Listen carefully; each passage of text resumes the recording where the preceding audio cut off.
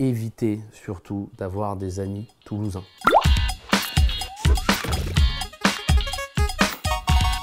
Mon pire bide, c'est un peu affreux parce que c'est pas un bide de genre une vanne qui marche pas, c'est un spectacle entier. C'était il y a très longtemps, je démarrais il y a 8-9 ans et je jouais à Toulouse. Donc je jouais vendredi, samedi, dimanche, mon spectacle à Toulouse. Le samedi soir, je fais la fête avec mes amis rugbyman. Ils nous Arthus, ça fait longtemps qu'on n'a pas fait la fête.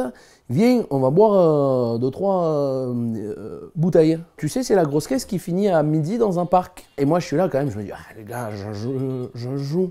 Tu vois, j'ai comme un spectacle. Je regarde la montre et je me dis, allez, il est midi et demi, c'est quoi, je rentre à 13h, hôtel, je dors jusqu'à ça fait quoi? Ça fait 20h, ça fait hop, 7 heures de sommeil, c'est nickel.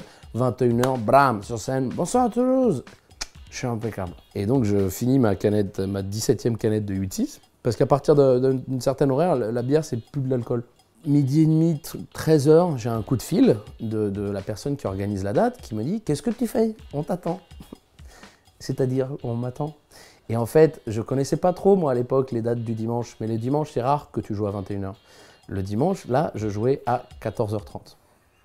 Il y a vraiment, tu vas aller suer ton alcool sur scène. Et je sais pas en plus pourquoi, c'était une période du spectacle, me demandez pas ce qui me passait par la tête, où je testais une nouvelle entrée. Et en fait, j'arrivais à moitié nu sur scène, j'arrivais en caleçon, et il y avait mes fringues un peu partout sur scène, et je m'habillais sur scène. Et donc, je me dis, écoute, je vais quand même faire ça. Sauf que là, c'est vraiment gênant, parce que je rentre sur scène, les gens voient, et donc je joue mon spectacle. Je crois que j'ai bu l'équivalent de 17 litres d'eau, et il n'y avait rien qui rentrait. Parce que je pense que les gens se sont dit dès le début, ah, il fait un personnage de mec bourré. Puis au bout d'une demi-heure, il est long quand même, le perso là, hein. 45 minutes. C'est bon, we got it. Et ça passe pas. Et donc je fais toute la représentation comme ça. Je l'avais dit aux organisateurs, mais je me suis dit, est-ce que je dis aux gens que je suis complètement bourré? Et je l'ai dit à la fin. J'ai dit aux gens, écoutez, je vais être tout à fait honnête avec vous. Et je leur raconte l'histoire.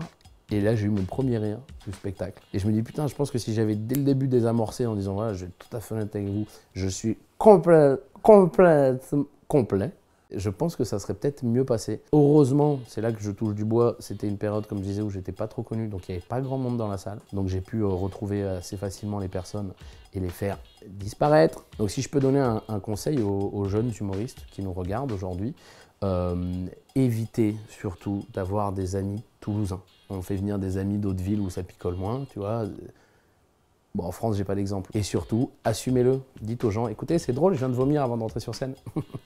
Ce qui m'est arrivé aussi, mais ça, je reviendrai.